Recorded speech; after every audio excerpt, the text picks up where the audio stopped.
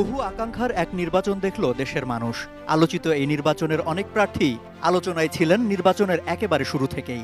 যারা প্রচারের মাঠে মুনশিয়ানা দেখিয়েছেন দলের পক্ষে বলিষ্ঠ কণ্ঠস্বর হয়ে, তেমন প্রার্থীদের অনেকেই ভোটের ফলাফলে বিজয়ের কাতারে দাঁড়াতে পারেননি। বাংলাদেশ জাতীয়তাবাদী দল ধানের শেষ প্রতীকে পেয়েছেন ৫১,৯৫৮ ভোট। দল হিসেবে জামায়াতে ইসলামী সেরা সময়ে থাকলেও দলের সেক্রেটারি জেনারেল মিয়া গোলাম পারোয়ার নির্বাচনের ফলাফলে ভীষণ বাজে অবস্থায় পড়েছেন। ২০০১ সালে বিএনপি নেতৃত্বাধীন ৪ দলীয় জোটের এই সাবেক সাংসদ খুলনা ৫ আসনের ফলাফলে হেরে গেছেন। প্রতিদ্বন্দ্বী বিএনপির প্রার্থী আলী আসগর লবির সাথে তার ভোটের ব্যবধান মাত্র ২৬০৮। দলটির সহকারী সেক্রেটারি জেনারেল হামিদুর রহমান আজাদও পরাজিত হয়েছেন। কক্সবাজার ২ আসনে তিনি ২০০৮ সালে নির্বাচিত হয়েছিলেন। এবার তিনি বিএনপির প্রার্থীর কাছে হেরেছেন প্রায় ২৮,০০০ ভোটের ব্যবধানে। সুনামগঞ্জ ২ আসনে জামায়াতের কাণ্ডারি হয়েছিলেন ছাত্র শিবিরের সাবেক সেক্রেটারি ও আলোচিত আইনজীবী শিশির মনির। আলোচিত এই প্রার্থী বিএনপির প্রার্থীর কাছে প্রায় ৩৯,০০০ ভোটের ব্যবধানে পরাজিত হয়েছে। জামায়াতের হেভিওয়েট প্রার্থীদের মধ্যে সবচেয়ে বেশি ভোটের ব্যবধানে হেরেছেন তিনি। ঢাকা ১৬ আসনে বিএনপির প্রার্থী হয়েছিলেন জাতীয় ফুটবল দলের সাবেক অধিনায়ক আমিনুল হক। দলীয় কর্মকাণ্ড ও প্রচারের মাঠে ভীষণ সরব থাকলেও হাড্ডাহাড্ডি লড়াই শেষে জনরাই গেছে তার বিরুদ্ধে।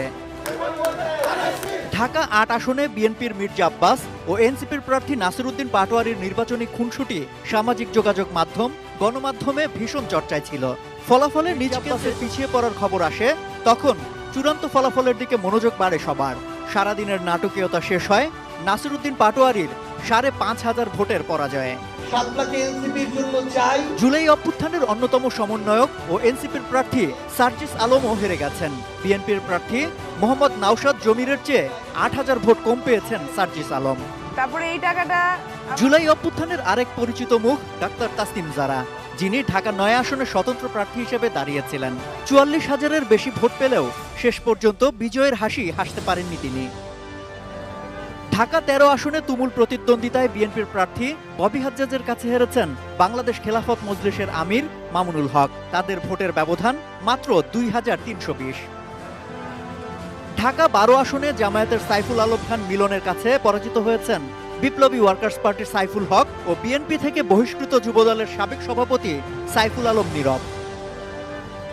গণ অধিকার পরিষদের সাবেক সাধারণ সম্পাদক রাশেদ খান নির্বাচন শুরুর আগে দল থেকে পদত্যাগ করে বিএনপিতে যোগ দিয়ে নির্বাচন করেছিলেন ধানের শীষ প্রতীক নিয়ে। তারপরও তিনি ঝিনাইদহ ৪ আসনে জামায়াত প্রার্থীর কাছে হেরেছেন, তাও আবার ১ লাখেরও বেশি ভোটের ব্যবধানে।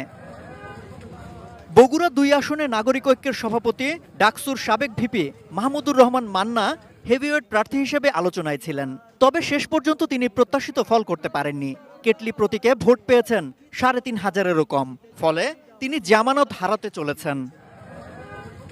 বরিশাল ৫ ও বরিশাল ৬ এ দুটি আসনে প্রতিদ্বন্দ্বিতা করে পরাজিত হয়েছেন ইসলামী আন্দোলন বাংলাদেশের সিনিয়র নায়েবে আমির মুফতি সৈয়দ মোহাম্মদ ফাইজুল করিম।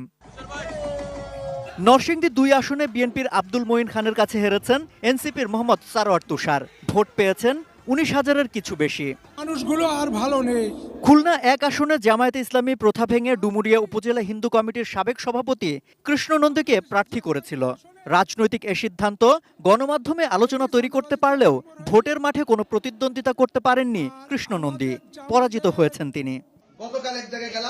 হবিগঞ্জ ৪ আসনে আলোচনায় ছিলেন বাংলাদেশ ইসলামী ফ্রন্টের প্রার্থী মোহাম্মদ গিয়াসউদ্দিন তাহেরি। বক্তা হিসেবে আলোচনায় থাকলেও ভোটের মাঠে তিনিও হেরেছেন প্রতিদ্বন্দ্বী প্রার্থীর চেয়ে ১ লাখেরও বেশি ভোটের ব্যবধানে।